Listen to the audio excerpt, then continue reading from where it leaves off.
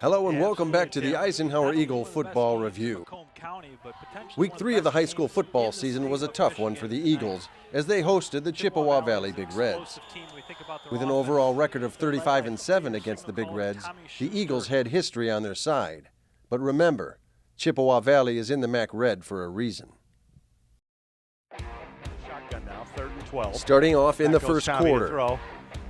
Now he's going to try to run out of it, being chased there. Now he's going to fire over the middle, caught, wide open. David Ellis down to the Eagle 12-yard line, which set up the game's first score. Schuster looking inside, got a man open, touchdown, Chippewa Valley. David Ellis scores the game's first touchdown and a sharp slant pass from Tommy Schuster. By Bolton, Wicket's left guard. The offensive line. Blake Rasticue finds Alexander Jarvis to move the chains for the Eagles. Rasticue got his man Jarvis to the 40 and right out of bounds. Then Jacob Oyster for another Eagle first down. Going to go around the left side, makes a couple of cuts and got the first down and fumbled around there, but he gets right back up. He's out into the Chippewa Valley Big Red 42, and it's a 1st and 10 for the Eisenhower Eagles. Rasticue would pitch to Plasimo D'Aristotle as the Eisenhower running game makes big gains against the Big Reds defense. Undercut by number 5, Andre Chenot, but not before Massimo D'Aristotle gets the Eagles a first down.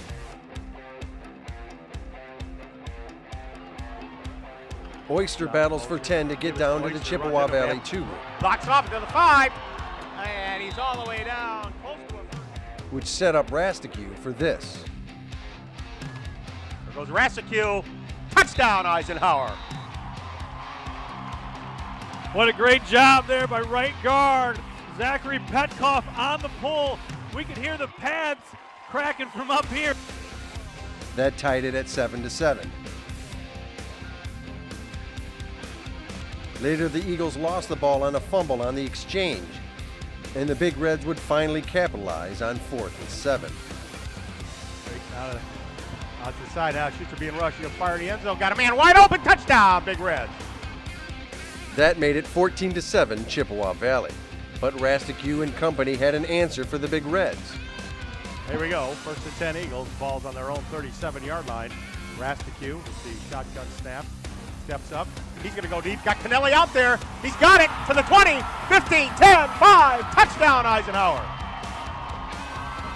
I tell you what an impressive throw by Rasticue, the junior quarterback. Change the possession.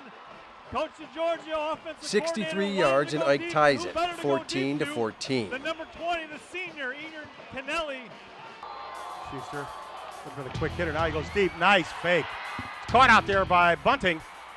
Chippewa would end up getting back into Eisenhower territory, but they end up kicking a field goal and retook the lead as the first half ended, with Chippewa up 17-14.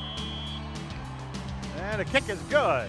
In the third quarter, Eisenhower stopped the Big Reds on a 3rd and 3 deep in their own territory, but a face mask call worked into a new set of downs. And this. Come back again. There's the end. Touchdown, Chippewa Valley. That made it 24-14 Chippewa Valley. But again, the Eagles answered the call.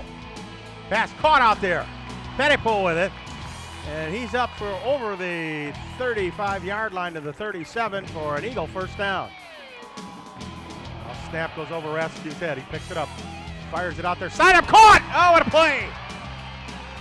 Caught by Pettipool again. Tell you what, the improvisation, the ability for Rasticue to pick up the ball.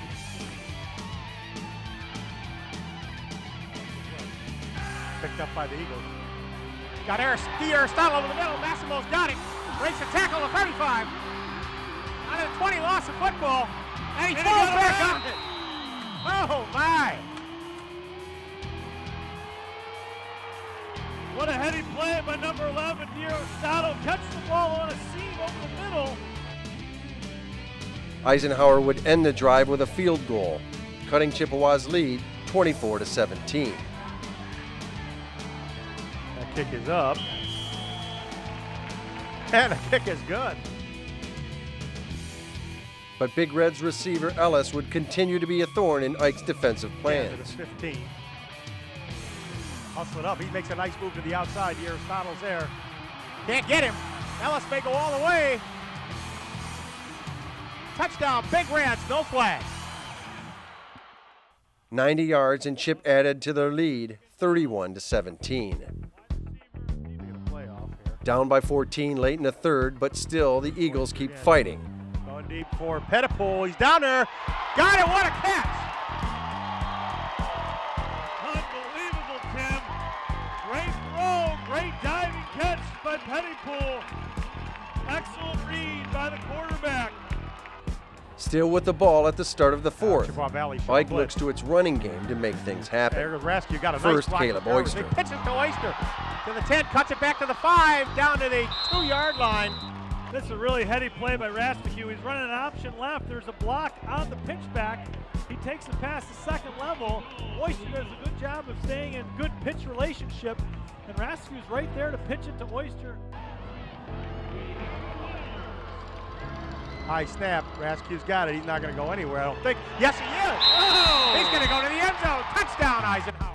Then Rasticue with a keeper, and that cut Chip's lead, 31-24. Great job. He kind of was hiding behind the offensive line. It looked like the play was over, and he quickly jolted to his left, found that open seam to get into the painter.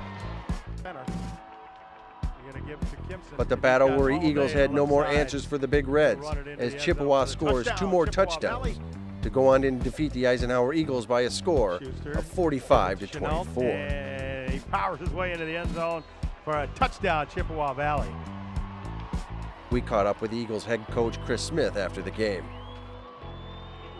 Yeah, I mean, we battled. You know, we got a young team, and you know, that team's a veteran team, and they just made too many big plays. We just couldn't keep up, you know. But I was proud of the way we battled. We're going to go back and get better. I know we got better this week, and we'll go back and watch the film. And again, the goal is to improve every week, and so that's what we want to get out of this. We've had teams with the skill that they have right now, and it's tough for teams to battle a full 4 quarters when you got the skill players that they have. But I thought up front we really did a good job. I mean, early in the first half, I think we really stuffed their running. They got 3 really good running backs. But, you know, they were just hitting big plays on us. You know, they're a very good team, and we need some work. But I think we can be a very good team, too. Yeah, we're 1-2. Our losses are to the number 3 team in the state and the number 4 team in the state. So, and both times I think we battled in both of those games. So we're right there. We're on the cusp. But we just got to get better. We got to be able to make big plays. You know, when they're presented to us, you know, we had opportunities to make them. We got to make, as coaches, we got to make the right calls. You know, I take complete blame for that, but we're going to get better. I mean, that's the key, and I think we can be a very good team. Your quarterback shows a lot of poise there later in the game. Started kind of moving the ball in the air. Yeah, I think Blake's really every week is getting better. It's just like any junior quarterback, first-year guy. You want to see an improvement from week to week, and already in week 3, he's starting to play like a veteran, and that's what we're looking for out of him. You're up. There's an old saying: you can never have too many officials. The age of the average official is 52 and getting older all the time. We're constantly recruiting new people, younger people, to join us. After you register with the MHSAA, look on the website to find an officials association near you. They'll put you in a position to succeed as an official. We all learned a lot from high school sports, and officiating is a great way to give back to the game. There's help wanted. Just whistle. Touchdown, Chelsea. Football isn't the only sport that the Eisenhower faithful enjoy. Back in the preseason, Tim Meyer caught up with some Eagles, both present and past, at the annual golf outing. Well, here we are at the 4th annual Eisenhower Eagle golf outing, a golf outing comprised of coaches, teachers, former players, and parents. As you can see in the background, everybody's having a great time. This is go for him. Ike football, baby! 18!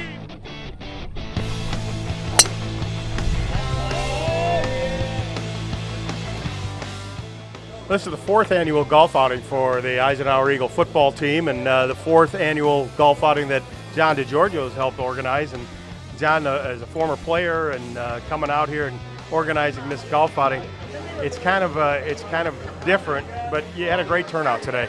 Yeah, great turnout. We had 140 golfers. The max is 144, so we're just 1/4 short of selling it out.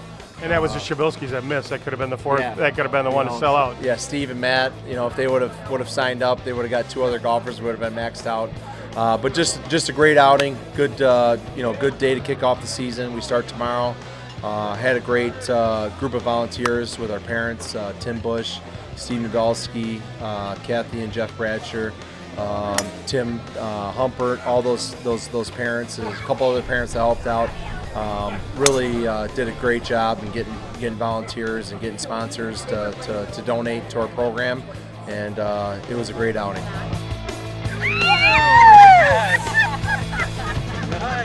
Well, I love it. I mean, I love having the former Eisenhower football players out there, the parents.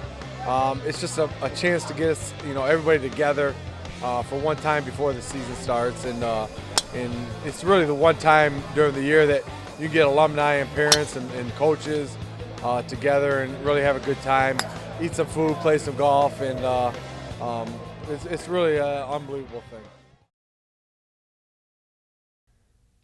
Well, that's it for the show. Next week we'll have highlights from Ike's trip to visit the Bulldogs of Romeo. So till then, thank you for watching the Eisenhower Eagle Football Review.